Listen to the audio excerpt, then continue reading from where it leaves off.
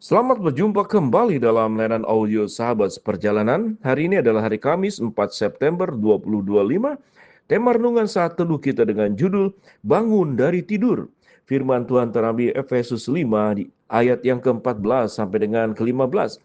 Itulah sebabnya dikatakan, bangunlah hai kamu yang tidur, dan bangkitlah dari antara orang-orang mati, dan Kristus akan bercahaya atas kamu. Karena itu, perhatikanlah dengan seksama bagaimana kamu hidup. Janganlah seperti orang bebal, tetapi seperti orang arif. Mari kita berdoa. Bapa yang di dalam surga, biarlah kami bangun dari tidur, tidur dari kematian, tidur karena keberdosaan, terlelap karena perbuatan-perbuatan buruk. Di dalam nama Tuhan Yesus kami berdoa, amin. Shalom sahabat perjalanan yang dikasihi Tuhan, tidur adalah sesuatu yang memberikan manfaat yang luar biasa. Pada saat tidur itulah secara kedokteran bagaimana tubuh itu memperbaiki bagian organ-organ yang kurang. Bagaimana kerja tubuh yang selama satu hari di dalam kelelahan itu kemudian mendapatkan tenaga dan energi kembali. Dan di sanalah seluruh proses makanan yang kita makan itu memproses tubuh kita, mereproduksi hal-hal yang baik, membuang yang buruk. Dan tidur itu adalah salah satu bagian dari tips bagaimana kita bisa menjadi orang yang cukup mendapatkan oksigen dan bisa awet muda. Orang-orang yang kurang tidur akan cepat tua. Orang-orang yang kurang tidur akan cepat sakit. Dan orang-orang yang kurang tidur seringkali emosinya juga tidak stabil. Sehingga manfaat tidur memang adalah sangat penting. Tetapi firman Tuhan mengatakan bangun dari tidur. Apa yang dimaksud dengan bangun dari tidur? Ayat 14 yang mengatakan, itulah sebabnya dikatakan, bangunlah hai kamu dari tidur, dan bangkitlah dari antara orang-orang mati, dan Kristus akan bercahaya atas kamu. Melihat dan kemudian kebenaran firman Tuhan pada ayat ke-14, bangun dari tidur dikaitkan dengan bangkit dari antara orang mati. Maka kalau kita melihat tentang kematian dan kebangkitan Kristus, bangun dari tidur artinya kita harus bangun tatkala kita terlelap oleh dosa. Kita kemudian mengalami kesenangan di dalam dosa. Kita kemudian minta oleh Tuhan, bangkitlah dari dosamu. Karena Kristus sudah mati dan bangkit untuk kamu. Bangkit dari dan bangun dari tidur pun adalah berbicara tentang sebuah kehidupan tidak boleh kemudian menjadi orang-orang yang tidak bertanggung jawab. Dalam Amsal dikatakan, hai pemalas, tidur sebentar lagi, mengantuk sebentar lagi. Artinya, orang yang bangun dari tidur adalah menandakan orang kalau terlalu banyak tidur adalah kemalasan. Terlalu banyak tidur adalah kehidupan yang tidak bertanggung jawab. Orang yang tidur dilambangkan juga orang yang tidak berfungsi dalam hidupnya. Dan orang yang tidak bangun dari tidur berarti dia tidak melakukan sebuah karya yang harus dikerjakannya. Kita tahu dengan jelas bagaimana orang-orang yang menginginkan sesuatu untuk mencapai tujuan, dia mengurangi tidur. Tatkala Yesus kemudian berdoa di Taman Getsemani, marilah berdoa bersama-sama dengan aku barang 1 jam saja. Tetapi para murid-murid mengantuk dan tertidur. Apakah Yesus tidak mengizinkan murid-muridnya tidur? Tentu mengizinkan. Tetapi pada saat waktu itu bukan waktu untuk tidur. Tuhan mengajak untuk kita berdoa terlebih dahulu. Melihat tentang kehidupan kita. Bukankah setiap malam Tuhan mengajarkan kita untuk membuka hari bersama dengan Tuhan. Menutup hari sebelum tidur pun bersama dengan Tuhan. Karena sepanjang hidup kita harus dijaga dengan baik. Sewaktu kita akan tidur, kita akan berdoa, ya Tuhan, aku akan tidur pada malam hari ini. Tuhan, aku meminta ampun segala perbuatan yang tidak baik yang aku lakukan hari ini. Dan Tuhan akan tolong supaya aku terus menjadi pribadi yang terjaga. Pribadi yang menjaga hidup dengan baik dan tidak tertidur di dalam kebiasaan-kebiasaan buruk. Kehidupan yang berdosa. Kemudian terlelap oleh berbagai macam kenikmatan dunia yang membuat kami jauh dari Tuhan. Maka kalau kita berbicara tentang bangun dari tidur, maka itulah maknanya. Sekalipun tidur secara fisik memberikan manfaat, tapi tidur di dalam pengertian firman Tuhan dan perumpamaan ini adalah tidur yang tidak baik.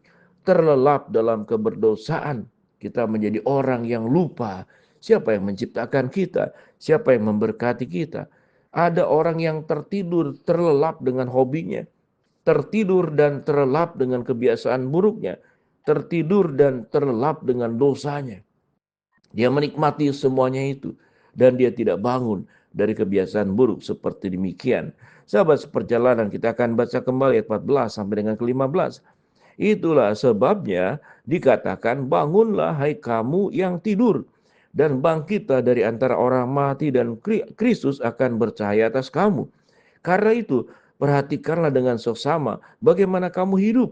Janganlah seperti orang bebal, tetapi seperti orang arif. Orang yang tertidur itu seperti orang bebal. Diberitahu, tidur lagi. Diberikan nasihat, tetap melakukannya. Itu namanya orang bebal. Orang bebal identik dengan keras kepala dan dia tidak mau menerima nasihat. Tetapi firman Tuhan berkata, jadilah orang yang arif dan bijaksana. Kita bisa menggunakan segala sesuatu. Ada banyak kesempatan-kesempatan yang kita bisa lakukan yang diizinkan oleh Allah. Tetapi jangan kemudian kita melakukan sesuatu yang firman Tuhan itu melarangnya. Firman Tuhan tidak mengizinkannya. Sahabat seperjalanan yang dikasihi Tuhan, bangunlah dari tidur. Karena Tuhan yang kita sembah adalah Tuhan yang bangkit dari kematian, bukan tertidur dalam kematian. Dia adalah hidup. Kehidupan berarti tentang tidak hanya kehidupan yang kita jalani, tapi hidup untuk siapa? Sewaktu kita bangun dari tidur, kita hidup untuk siapa? Sewaktu kita hidup untuk kemuliaan Allah, maka seluruh yang kita lakukan adalah untuk kemuliaan Allah. Tatkala seseorang hidup melakukan semuanya untuk kemuliaan Allah, maka yang dilakukannya tentu adalah perbuatan-perbuatan yang baik. Seperti dalam Matius pasal ke-5, biarlah kebaikanmu diketahui semua orang. Biarlah cahayamu itu tidak disimpan di bawah tempat tidur, tapi disiapkan, ditempatkan di tempat yang tinggi, sehingga bisa menerangi semua orang dan menjadi berkat buat semua orang. Dengan demikian, sahabat seperjalanan, mari kita berjuang, tidak menjadi orang malas, tidak menjadi orang yang bertanggung, orang yang tidak bisa menjadi orang yang bertanggung jawab. Kehidupan kita buruk tidak membawa berkat. Tapi bangunlah supaya engkau menjadi cahaya. Bangunlah dari tidurmu supaya engkau bisa memberkati orang lain. Bangunlah dari tidurmu untuk melakukan perkara-perkara yang indah dan baik buat Allah. Bangunlah dari tidurmu. Engkau tidak terkubur dalam kematian kebiasaan-kebiasaan burukmu. Engkau merubahnya. Dan Tuhan dengan kuat kuasanya akan menolong kita menjadi orang-orang yang diubahkan oleh Allah. Bangun dari dosamu, bangun dari kebiasaan burukmu, bangun dari kemalasanmu, bangun dari sikap yang tidak bertanggung jawab. Jadilah pribadi sebagaimana Kristus yang tidak perlu sesungguhnya melewati kelahiran, kematian, dan penyaliban. Tapi Yesus melakukan semuanya itu karena Dia mengasihi kita, Dia mencintai kita. Kasih dan kebaikannya itulah yang menyinari kita. Kasih dan cintanya dan pengampunan dosanya itulah yang membuat hari ini kita terberkati. Hari ini kita dilepaskan dari kuasa maut.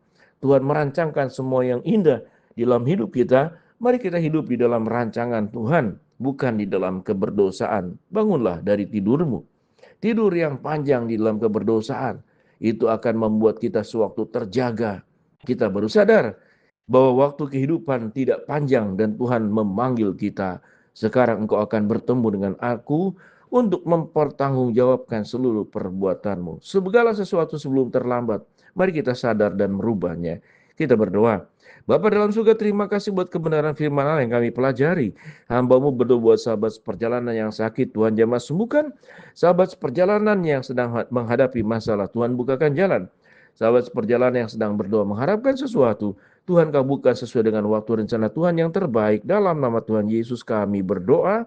Amin.